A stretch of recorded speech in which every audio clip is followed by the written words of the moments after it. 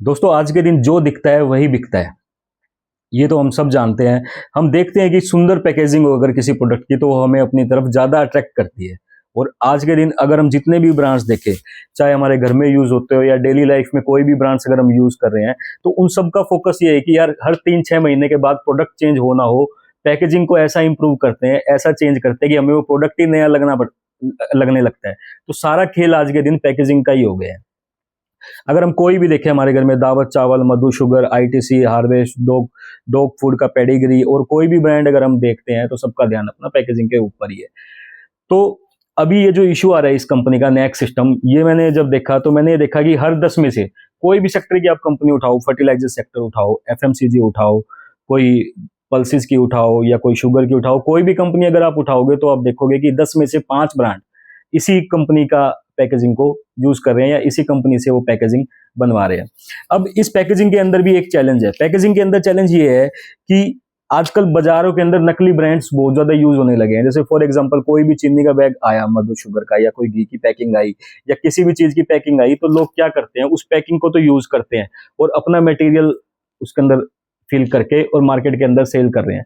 जिससे क्या है कि जो कंपनियां अच्छा काम कर रही है, जो कंपनी ब्रांड बना के अच्छे प्रोडक्ट बेच रही है, उनको सेल का, प्रॉफिट का और उनकी मार्केट रेपुटेशन, सबसे बड़ी चीज मार्केट रेपुटेशन होती है, मार्केट रेपुटेशन उनकी बहुत ज्यादा डाउन हो रही है इस चीज के लिए। तो ये कंपनी है नैक पैकेजिंग, इसने इस कंपनी ने इस चीज का भी एक सोल्यूशन निकाला। इस कंपनी ने सोल्यूशन ये निकाला कि इन्होंने एक अलग तरह का बैग निकाला जिनको इन्होंने pinch bottom bag with seal का, और इनकी ये टेक्नोलॉजी इनके पास पेटेंटेड है। आज के दिन बहुत सारी कंपनीज जो है इस टेक्नोलॉजी को यूज कर रही है, जिसके कारण कि उनकी ब्रांड का मिसयूज ना किया जा सके। जो उनका पैकेजिंग मटेरियल है, जो उनका पैकेजिंग बैग है, उसका दोबारा मिसयूज ना हो सके। तो ये इस कंपनी को इस चीज की पेटेंटेड मिलना और नए नए इनोवेशन पैकेजिंग के अंदर करने के कारण से क्या है कि ये कंपनी हमें बहुत अच्छी लग रही है। वैसे ये कंपनी अगर हम देखेंगे तो इस कंपनी का ज्यादा मेजर पोर्शन रिवेन्यू का एक्सपोर्ट से आता है। आई थिंक ऑलमोस्ट 56% के अराउंड मैंने रीड किया था, 56% के आसपास जो है कंपनी का रिवेन्यू जो है वो फॉरेन से आ रहा है।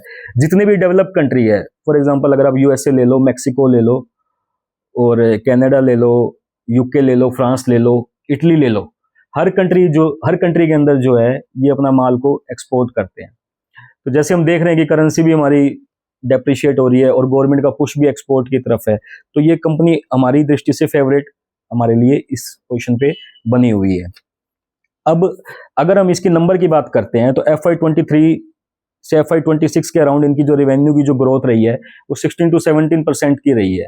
अगर हम 25 से 26 की बात करते हैं तो इनकी सेल्स की ग्रोथ जो है वो अराउंड 12% की, और पैट की जो ग्रोथ है वो लगभग 30% के आसपास की रही है।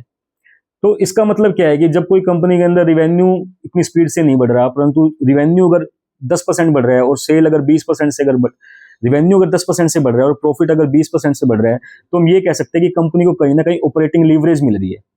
तो मैंने अगर जब इनकी बैलेंस शीट चेक करी, उनका profit and loss statement check किया, तो मैंने पाया कि कंपनी बहुत अच्छा ऑपरेटिंग लीवरेज जो है वो इंजॉय करती है। उसके पीछे कारण ये है कि एक तो कंपनी का प्रोडक्ट मिक्स बहुत बढ़िया है। ये जो मैंने दूसरी वाली टेक्नोलॉजी बताई है, अगर आप सिंपल बैग्स के साथ ये बैग्स भी ये लोग जो बेच रहे हैं, इसके अंदर इनका मार्जिन जो है वो बहुत बढ़िया है। तो उस मार्जिन की वजह से क्या है कि इनका मार्जिन भी जो है वो टाइम के साथ इंप्रूव होता जा रहा है। और जितना इनोवेशन कोई भी कंपनी करती जाएगी तो नया प्रोडक्ट जो भी आएगा मार्केट में उसकी प्राइस रेंज हमेशा ऊपर बेचेगी कंपनी। उसकी वजह से क्या है कि इस कंपनी का जो प्रॉफिट मार्जिन है वो बढ़ता हुआ जा रहा है। तो फ्यूचर के अंदर भी है इस कंपनी के काफी अच्छा करने के चांसेस है। अब रही बात आईपीओ की, तो आईपीओ के अंदर थोड़ा सट्टेबाजी, फ्लक्चुएशंस थोड़ा सा रहता है आईपीओ के शेयर्स के अंदर। तो वैसे कंपनी एज ए फंडामेंटल मेरे को काफी बढ़िया लग रही है। अब इसका शेयर प्राइस देखते हैं कैसे परफॉर्म करता है। बस।